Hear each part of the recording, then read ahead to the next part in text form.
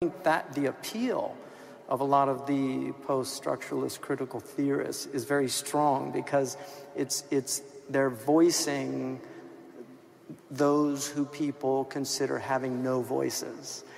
But when you look at the intellectual history of where these ideas come from, they also become, I think, completely disempowering ideas. I find them completely disempowering ideas. And they end up also not allowing for any metaphysical understanding of what the world means to me as an individual. Like, what is happening here? And when you remove God from the equation, then I think critical theory makes perfect sense.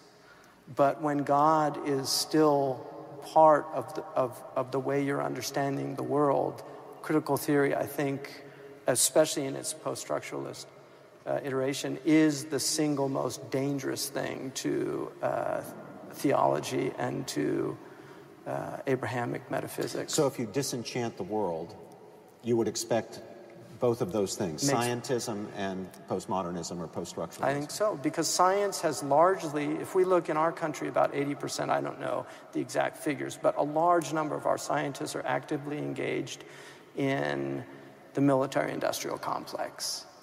And so science, in some ways, scientists have prostituted themselves to the temptations of serving power, to put this in a critical theory way of looking at the world. And I think, for instance, I don't think anybody with true faith could ever invent the napalm bomb. I just don't believe that. I think if they had an ounce of ethical character, they just could not come up with a bomb that burnt people. And one of the most terrifying things to me is that when the Viet Cong began to build large ponds in the middle of their villages, so when the napalm came, they would run and jump in the water. A scientist here developed waterproof napalm as a way of preventing that from happening. And so I think a lot of what has happened in our lifetime, the 20th century has been one of the, it actually has been the bloodiest century in human history. Wars fought on ideological grounds, but having very little to do with religion, unless you define religion as ideology. Which is what Christopher Hitchens tries exactly. to do. I think they all try to do that, and I don't think it's really fair to religion. I mean, human beings have obviously ways of understanding the world, and these modern ideas, certainly materialism and Marxism, have been very appealing to large numbers of people, and mostly to people that have been oppressed. One of the things I find really fascinating in Marxism is the quote that religion is the opiate of the masses. Like, this is Marx's great statement of religion, but it's never quoted in its entirety, because what he said was religion is the sigh of the oppressed. It's the heart of a heartless world. It's the soul of a soulless place. It is the opiate of the masses. In other words, it's a way of numbing the pain of the world. Now, what our modern world has done, it has removed religion to fulfill the function of a actually healthy opiate, and it's replaced it with a real opium. We have a huge opioid crisis right now in this country.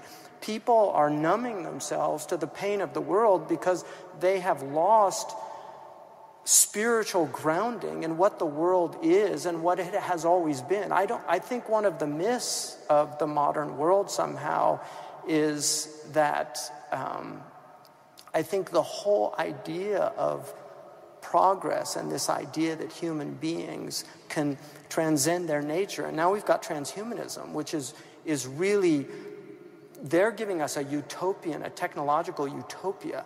They're going to remove all of these problems with being human through this transhumanistic adventure, and they're spending billions of dollars. It's not a joke. They're spending billions of dollars on this, and this is something C.S. Lewis in The Abolition of Man was one of his great concerns, and I'm amazed at his prescience to really call attention to these things. Another person is Lewis Mumford, who's I don't think read anymore. But Mumford, to me, if you read Mumford's trilogy on the Pentagon of Power, Mumford saw what was happening as well. And so I think a lot of our intellectuals in the 20th century were very troubled by what they saw coming.